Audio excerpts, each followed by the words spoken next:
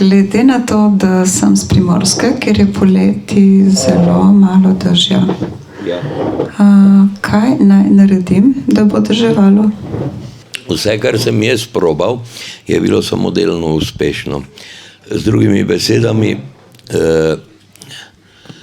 kvantni kompjuterji skrbijo skupaj z glavnim, ki je v Silicijevi dolini, za vse skupaj. Se pravi, vodeno je vse preko kvantnega kompjuterja. Naprimer, naredil sem dežne oblake in glih so začele prve kaplje dežja, takoj elektromagnetne polucije, kontra, in so se razkadili. Ta trenutek nič. Tukaj bi pa pomagalo nekaj, ne? Ker s takimi potezami lahko hraniš samo svoj ego, čeprav delaš dobro, ne? Najvišje je dobro. Ne? Se pravi, skupinska molitev.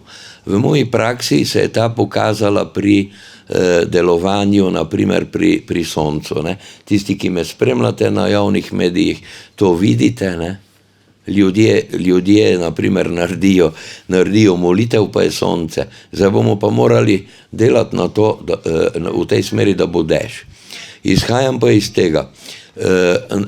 Se pravi, vreme je orožje. Vreme se kreira v skladu z vojnimi, geopolitičnimi torej, ne, ekonomskimi in drugimi interesi. Vse imajo pod popolnim nadzorom. Glej kako, naprimer v prejšnjih letih Slovenija ni imela snega za smučarsko sezono, Avstrija pa Češka popolno. Ne? Zakaj? Zato, ker Slovenija ni plačala snega. Poleg tega se je povodil trend, ne, da se prodaja čim več mašin za sneg delati. Tako da so zdaj vsa smučišča opremljena s temi mašinami. Tako da mi imamo opravka z zelo, zelo inteligentnimi kreatorji zla. Tako bom rekel. Ne? In kaj je na nas pa na rastlinah? Da se prilagodijo trenutni situaciji. Vkolikor bi ne bili gozdovi v cerkveni lasti, niti toliko ne bi imeli dežja, kot ga imamo. Razumete? Vkolikor ne bi Heineken bil lastnik, naprimer pivovarne Laško, Uniona in tako naprej, mi ne bi imeli dežja. Z drugimi besedami, naš obstoj na tem nivoju je odvisen od parazitov in izvajanja tega, kar oni pač počnejo. Zdaj, vkolikor bi še zgodovino Koperskega zaliva in okolice. Koperski zaliv je črn. Zakaj? Zato, ker vsi mafijaški posli grejo preko luke Koper. Tam je NATO imel pred leti že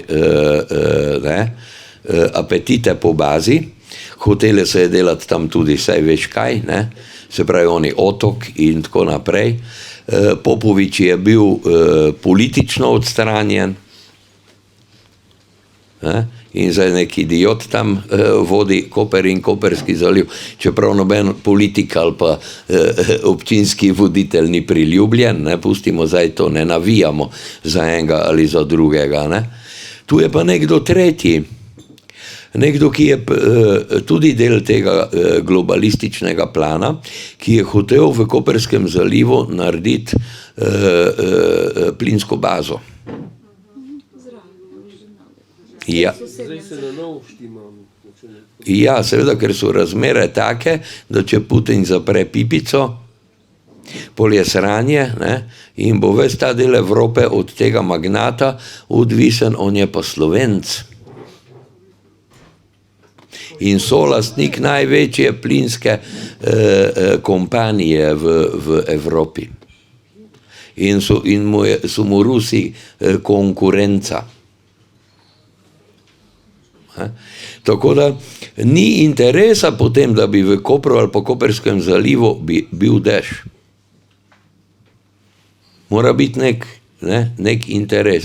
Se pravi, da vsak posameznik, če imaš rastline ali pa karkoli, oljke, karkoli pač imaš,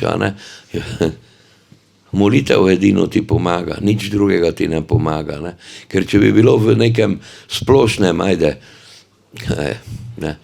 kakorkoli ga imenuješ, interesu, bi bil dež. Potem pa evo še ena stvar, to je zdaj od tega 6-7 let, ko se je šla ta vojna, da bi bila plinska baza, je ta magnat plačal geoinženiringu, da je celo sezono čist cel Koperski zaliv bil v mrazu, morje ni doseglo niti 18 stopinj Celzija. In ves čas je bil tepih. Tako da tisti, ki so imeli pod palcem, so potem šli v destinacije, neke kakršnekoli na morje, naprimer, ne vem, na Maldive ali pa kamorkoli si je kdo lahko privoščil.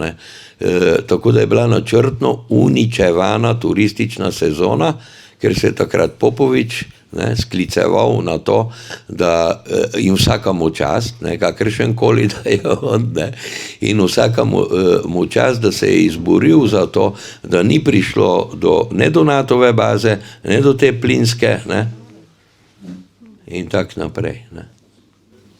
Evo. Prosim.